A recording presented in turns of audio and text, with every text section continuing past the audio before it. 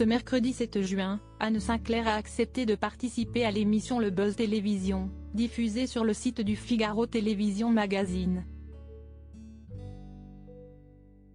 Avec fierté, la journaliste de 74 ans a évoqué le programme Fauteuil d'orchestre, qu'elle présente depuis 2015 et qu'elle animera sur France 5 vendredi 9 juin au soir.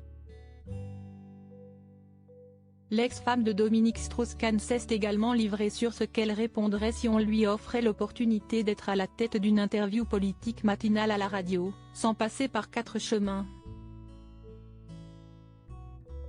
Pour ne rien vous cacher, depuis que j'ai quitté 7 sur 7, on me l'a beaucoup proposé, à la radio, à la télé, et j'ai toujours refusé, a-t-elle lancé, en assurant avoir fait honte en tant qu'intervieweuse de personnalité du gouvernement, ou autre.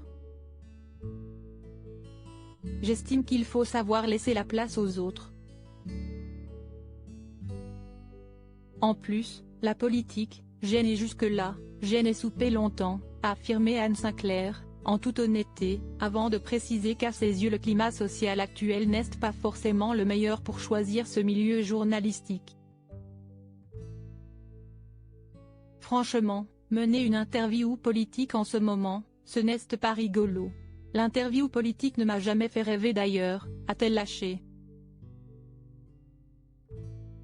Son époque, une période intéressante concernant la politique. L'ancienne directrice éditoriale du site Le HuffPost a précisé toutefois que si elle a accepté de se spécialiser dans ce milieu, dès le début de sa carrière, c'est parce qu'elle jugeait une époque intéressante, avec le septennat de Mitterrand, de Chirac qui l'ont passionné. Avec le recul et avec une lassitude notable, la journaliste a souligné qu'elle a déjà interviewé beaucoup de politiques et qu'elle devrait donc de nouveau questionner, 30 ans plus tard, si elle avait sa propre émission radio ou télévisée. Anne Sinclair a ajouté que ça ne serait pas forcément quelque chose qui la tenterait, puisqu'elle est passée à autre chose d'un point de vue professionnel. À près de 75 ans, elle célébrera son anniversaire le 15 juillet prochain.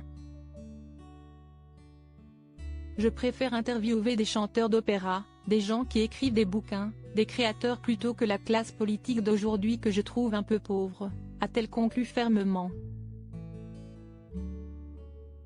CSTD. Article écrit avec la collaboration de 6 médias Crédit Photo, Capture Écran Télévision Magazine.